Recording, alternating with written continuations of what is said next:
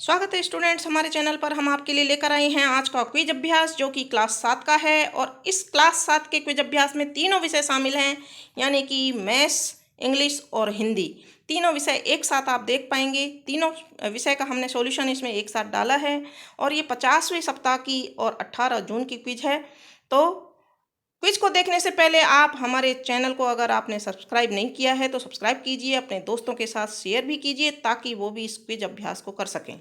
तो शुरू करते हैं। सबसे पहले क्लास 7 की मैथ्स का क्विज अभ्यास। प्रश्न नंबर 1 यहाँ पर दिया हुआ है, एक भाग, जहाँ पर भाग फल की जगह ए बी और नीचे सी लिखा हुआ है। प्रश्न देखते हैं। दी गई दीर्घ विभाजन समस्या में ए बी और सी का मान ज्ञात कीजिए। हम इस भाग को अगर हल करेंगे तो ऑप्शन नंबर 1 यहाँ पर सही उत्तर होगा, तो ऑप्शन नंबर 1 हम यहाँ भर देंगे।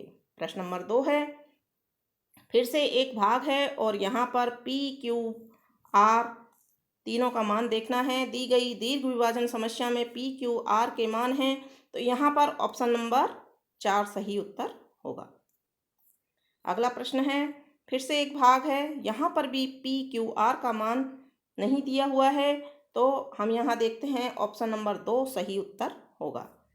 अगला प्रश्न फिर से एक भाग है और प्रश्न है, दी गई दीर्घ विभाजन समस्या में शेष फल क्या है। तो यहाँ पर शेष फल 0 है, 0 दिया हुआ है, तो 0 यानी कि ऑप्शन नंबर 3 यहाँ पर सही उत्तर है। आगे फिर से एक प्रश्न है, 28 में 4 का भाग दिया है। दिए गए चित्र में भाज्य की संख्या की पहचान करें। तो यहाँ भाज्य की संख्या है 28, तो ऑप्शन नंबर 2 यहाँ पर सही उत्तर होगा। अगला प्रश्न है, सही या गलत बताएं। एक विभाजन समस्या का शेषफल हमेशा भाजक से कम होता है। सही, ऑप्शन नंबर 1 यहाँ पर सही उत्तर है। फिर से एक भाग है और प्रश्न है, दी गई विभाजन समस्या में भाज्य है। यहाँ पर भाज्य 38 है, तो 38 यहाँ ऑप्शन नंबर 4 पर है। ऑप्शन नंबर 4 सही उत्तर होगा। फिर से एक भाग दिया हुआ है। प्रश्न है, दी गई विभाजन समस्या के शेषफल की पहचान करें। यहाँ शेषफल 3 दिया हुआ है, तो ऑप्शन नंबर 3 पर 3 लिखा हुआ है। ऑप्शन नंबर 3 यहाँ सही उत्तर होगा। 66 भाग 6 को हल करें और भागफल ज्ञात करें। तो यहाँ 66 में 6 का भाग लगाते हैं तो 11 प्राप्त होता है, तो भागफल 11, ऑप्शन नंबर 4 सही उत्तर है। फिर से एक भाग है और सवाल है आपका, दी गई दीर्घ विभाजन समस्या में पी क्यू आर और एस के मान हैं। तो यहाँ इनके मान हम अगर हल करके देखेंगे तो ऑप्शन नंबर 3 पर सही उत्तर होगा। 48 में 2 का भाग दिया जा रहा है। प्रश्न है, दी गई दीर्घ विभाजन समस्या को हल करें और प्राप्त भागफल की पहचान करें। तो यहाँ ऑप्शन नंबर 2 सही उत्तर है, 24। फिर से एक भाग है और प्रश्न है, दी गई समस्या को हल करें और प्राप्त शेषफल की पहचान करें। तो यहाँ पर ऑप्शन नंबर 3 सही उत्तर होगा। अगला प्रश्न है, बस मैथ्स के आपके इतने ही प्रश्न हैं। दूसरी क्विज यहाँ पर कक्षा 7 की इंग्लिश की है। तो इंग्लिश की क्विज में हम देखते हैं। यहाँ पर एक पैराग्राफ दिया हुआ है, इसको आप पढ़ सकते हैं। और प्रश्न है, which festival is celebrated during spring. तो यहाँ पर ऑप्शन नंबर 1 यहाँ सही उत्तर है, बसंत पंचमी। प्रश्न नंबर 2 है, which goddess do people worship on Basant Panchami.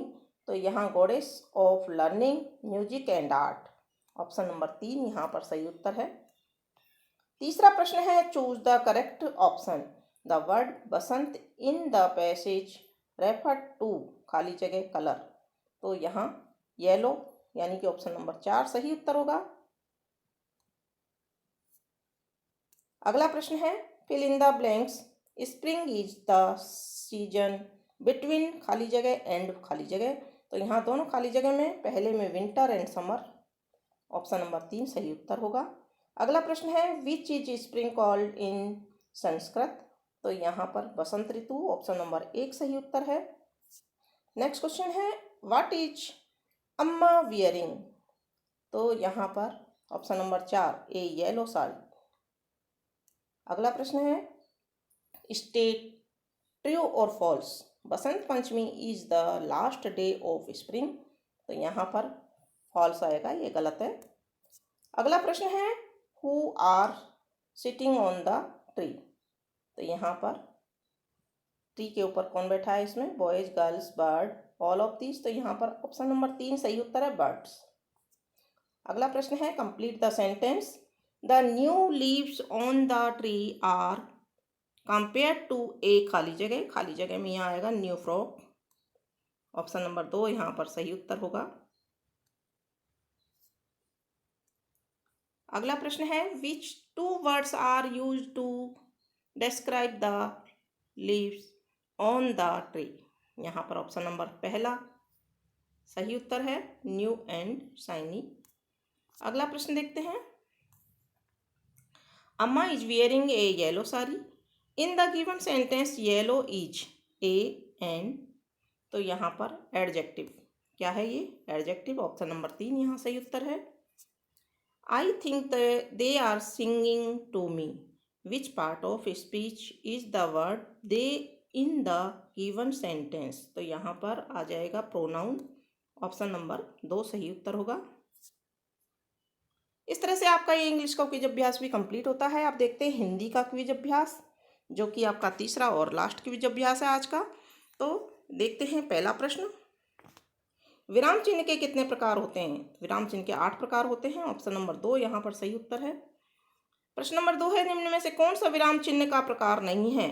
तो यहाँ ऑप्शन नंबर 3 देखते हैं, उपदेशक। निम्न में से उद्धरण चिन्ह कौन सा है? तो यहाँ पर ऑप्शन नंबर 4 सही उत्तर है। यहाँ चिन्ह बनाया हुआ है, इस चिन्ह को क्या कहते हैं? तो यह विस्मय सूचक का चिन्ह है। ऑप्शन नंबर 2 सही उत्तर है। निर्देशक चिन्ह का प्रयोग कब किया जाता है? विवरण के लिए।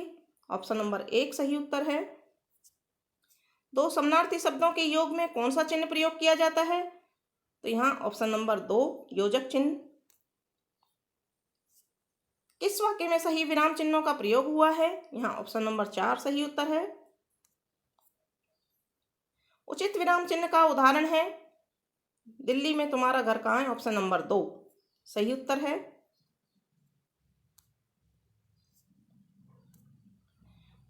उचित विराम चिन्ह का उदाहरण है ऑप्शन नंबर 2 हे प्रभु सबका भला करना। अगला प्रश्न है किस वाक्य में सही विराम चिन्हों का प्रयोग हुआ है? तो यहाँ हम देखते हैं ऑप्शन नंबर 3 सही उत्तर है। किस वाक्य में सही विराम चिन्ह का प्रयोग नहीं हुआ है? तो यहाँ पर हम देखते हैं ऑप्शन नंबर 4 सही उत्तर है। यहाँ पर इसमें सही विराम चिन्ह नहीं लगे हुए हैं।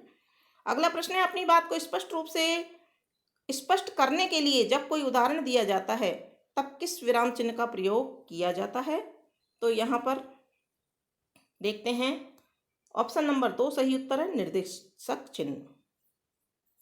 इस तरह से आज का क्विज अभ्यास तीनों विषय का आपका कंप्लीट होता है। अन्य विषयों के और अन्य क्लासेज के क्विज अभ्यास और अन्य आने वाले सप्ताहों के क्विज अभ्यास या अन्य आपके क्लास से संबंधित विषय वस्तु देखने के लिए जुड़े रहिए हमारे चैनल से। चैनल को सब्सक्राइब जरूर कीजिए और दोस्तों के साथ शेयर भी कीजिए। धन्यवाद।